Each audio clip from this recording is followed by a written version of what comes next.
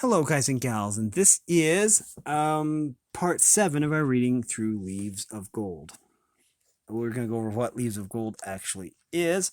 It is an anthology of prayers, memorable phrases, inspirational verses, and prose from the best authors in the world, both ancient and modern, edited by Clyde Lytle. And we're going to go over the copyright information, which should be on your screen right now. It says that it is copyrighted Revised edition, 12th printing, 1964. Copyright 1938 by Evan S. Coslett. Revised 1948 by Donald G. Remley. Copyright 1984 by A.C. and D.G. Remley. And it is published by the Coslett Publishing Company out of Williamsport, Pennsylvania. And it's printed in the United States of America. Now, we have section 7 to go over, and it's a really short one, and it's on beauty. So let's get that underway. So it's probably going to be super short, but some of these are also very long. So, okay. Anyways, right here. Section 7, beauty. The foundation. All beauty is a gleam from the fountain of beauty. No work of beauty can be more beautiful than the mind which designed it. I do not think a sculptor can possibly chisel a marble so as to make it more beautiful than his own ideal conception. I do not think a painter can produce a painting more beautiful than the thought of his mind which led up to it. I do not think a musician can express in sound or a poet on paper anything beyond the thought within him. I know indeed that the conception of either may grow with the process, but which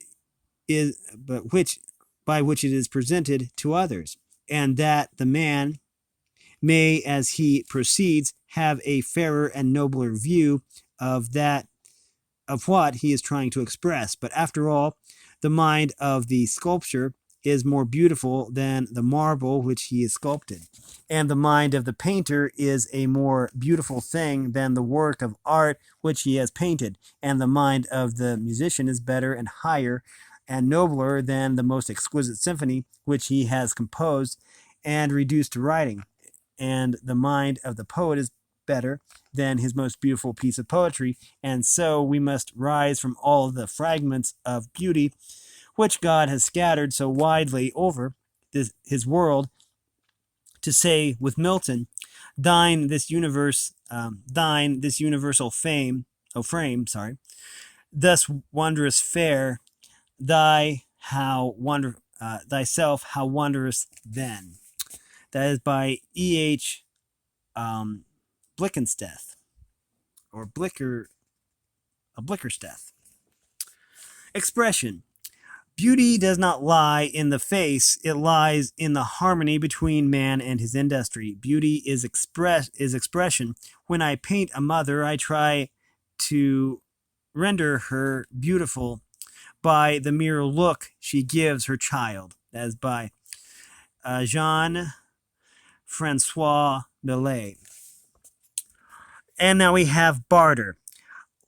Sorry, didn't realize that was still wrong. Okay, life has loveliness to sell, all beautiful and splendid things.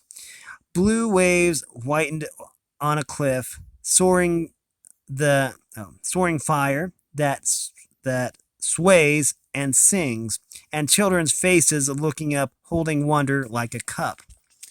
Life has loveliness to sell, music like a curve of gold, scent of pine trees in the rain, eyes that love you, arms that hold, and for your spirit's still delight, holy thoughts that star the night. Spend all you have for loveliness, buy it, and never count the cost. For one white singing hour of peace, count many a year of strife well lost. And for a breath of ecstasy, give all you have been or could be. That's by Sarah Teasdale, from Collected Poems of Sarah Teasdale, by permission of the Macmillan Company publishers. Okay, now we are to the mirror of the soul. Goodness and love would mold the form into their own image and cause the joy and beauty of love to shine forth from every part of the face. When the form of love is seen, it appears ineffably beautiful and affects with delight the inmost life of the soul. That's by E. Swedenborg. Um, Complexion hint. There is no beautifier of complexion or form or behavior like the wish to scatter joy and not pain around us. That's by Ralph Waldo Emerson. Good looks. Okay, cheerfulness and content are great beautifiers and are famous preservers of youthful looks. That is by Charles Dickens.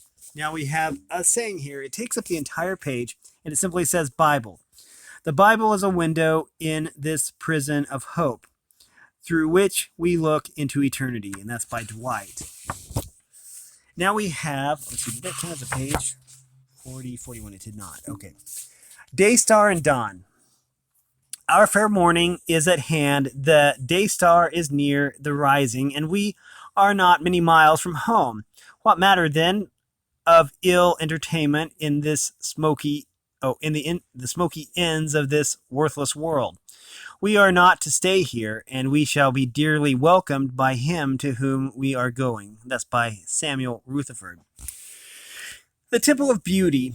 Beauty is an all-pervading presence. It unfolds to the numberless flowers of the spring. It waves in the branches of the trees and in the green blades of grass. It haunts the depths of the earth and the sea and gleams out of the hues of the shell and the precious stone.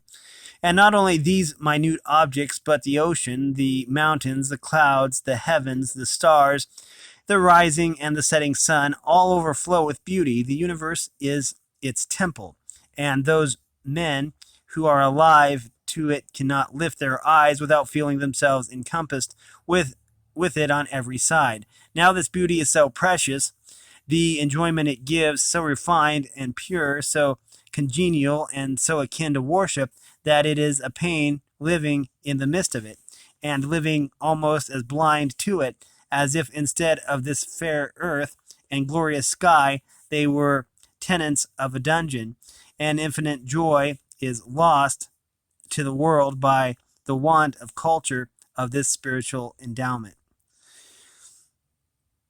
The greatest truth are wronged if not linked with beauty, and they win their way most surely and dearly into the soul when arrayed in this their natural and fit attire. That is by W.E. Channing. Now we have one called Trials. I would not miss one single tear, heart pang or throbbing brow. Sweet was the chastisement severe, and sweet its memory now. That's by Amelia E. Barr.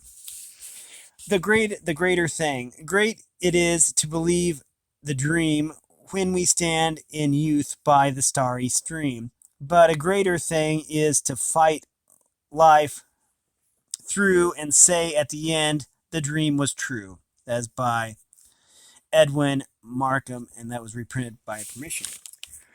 Goodness. Did it ever strike you that goodness is not merely a beautiful thing, but by far the most beautiful thing in the whole world? So that nothing is to be compared for value with goodness.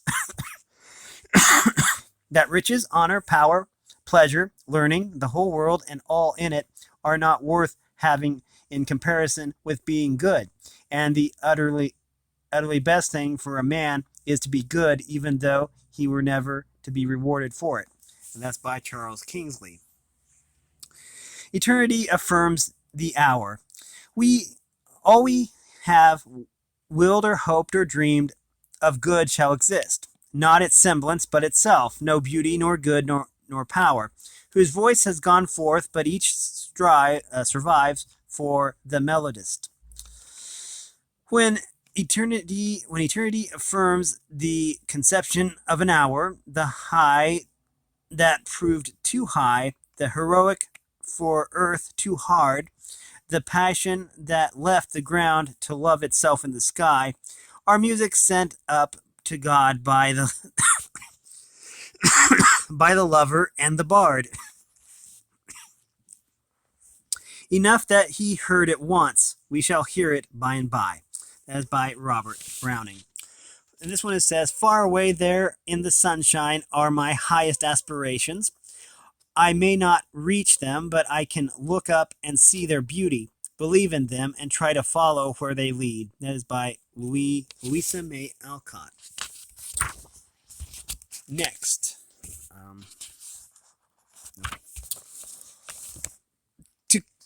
To cultivate the sense of the beautiful is one of the most effectual ways of cultivating an appreciation of the divine goodness. That is by Bovey. Beauty of form affects the mind, and then it must not be the mere shell that we admire, but the thought that this shell is only the beautiful case adjusted to the shape and value of a still more beautiful pearl within. The perfection of outward loveliness is the soul shining through its crystalline covering. That's by Jane Porter. Walking with God.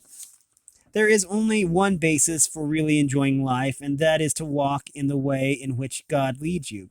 Then you are prepared to find delight in all sorts of wayside incidents. For one thing, the ability of the senses to enjoy anything depends as much on the tone of the mind as on any external happening. Some people are like Peter Bell, of whom Wordsworth wrote, a primrose by a river's brim, a yellow primrose was to him, and it was nothing more. When a man is drifting through life, seeing nothing outside of self-gratification, the world must become increasingly a barren and forbidding wilderness. But it's wonderful how many delights fall to the lot of him who is led by God. For such a one, the clasp of a friend's hand, a cool drink in the heat of noon, a merry salutation from a passing traveler, a glimpse of beauty by the road, a quiet resting place at night, are all full of unmistakable pleasure. Just a bit. If the nose of Cleopatra had been a little shorter, it would have changed the history of the world. That is by Pascal. Acid test. The criterion of true beauty is that it increases on examination. If false, then it lessens. Then there is, therefore, something in true beauty that corresponds with right reason and is not the mere creation of fancy. That is by Greville. Beauty is as summer fruits, which are easy to corrupt and cannot last. And for the most part, it makes a dissolute youth and an age a little out of countenance. But if it light well, it makes virtue shine and vice blush. That's by Bacon.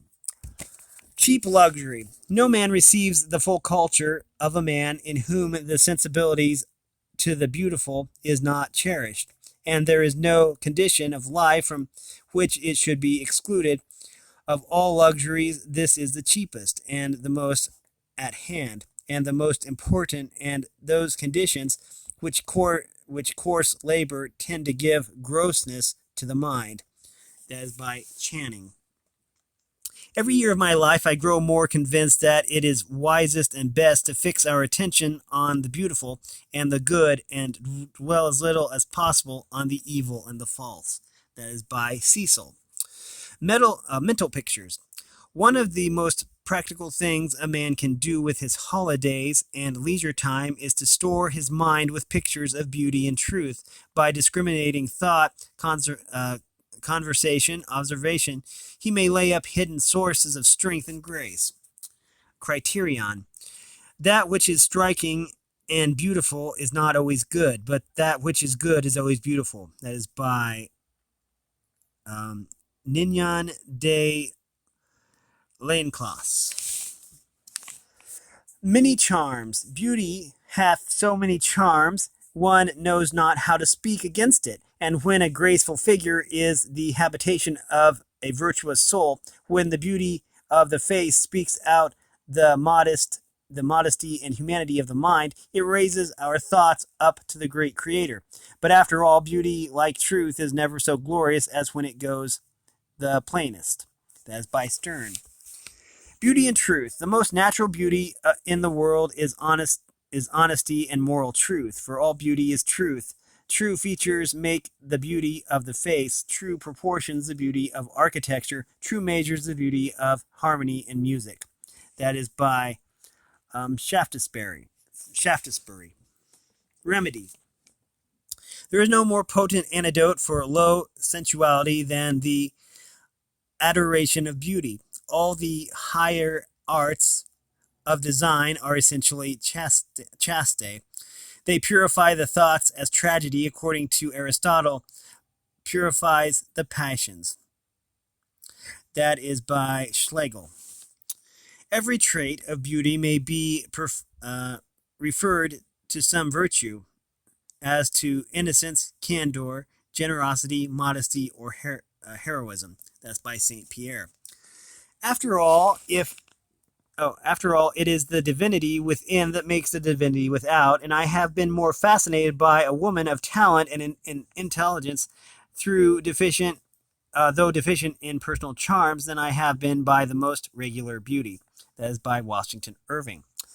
Beauty is but the sensible image of the infinite. Like truth and justice, it lives within us like virtue and the moral law. It is a companion of the soul. That is by Bancroft. The middle way. The finest lives, in my opinion, are those who rank in the common model and with the human race, but without miracle, without extravagance. That is by Montaigne. The beauty seen is partly in him who sees it. That is by Bovee. Courses to give pain is the tyranny, to make happy the true empire of beauty. That is by Steele. Hindsight. What we have we prize, not to the worth while we enjoy it, but being lacked and lost, why then we wreck the value. Then we find the virtue that possession would not show us while it was ours. That is by Shakespeare. Defining. Socrates called beauty a short-lived tyranny, Plato a privilege of nature, Theophrastus a silent cheat, Theocritus a delightful prejudice, Carneades a solitary kingdom, Aristotle that it was better than all the letters of recommendation in the world, Homer that it was a glorious gift of nature, and Ovid that it was a favor bestowed by the gods. The fountain of beauty is the heart, and every generous thought illustrates the walls of your chamber. If virtue accompanies beauty, it is the heart's paradise. If vice be associated with it, it is the soul's purgatory. It is the wise man's bonfire and the fool's furnace. That is by Quarles. Even virtue is more fair when it appears in a beautiful person. That is by Virgil. The best part of beauty is that which no picture can express, and that is by Bacon. And I believe that is going to do it for our reading. We have been reading from Leaves of Gold, and specifically a chapter on beauty. This book was edited by the ever-talented Clyde Francis Lytle. And if you like this content, then make sure you like and subscribe, ring the bell so you know when I upload. Also, if you want to support me in any way, if you want to join the Discord server, all the information will be in the description below. And as always, thanks for watching, everyone, and have a great day.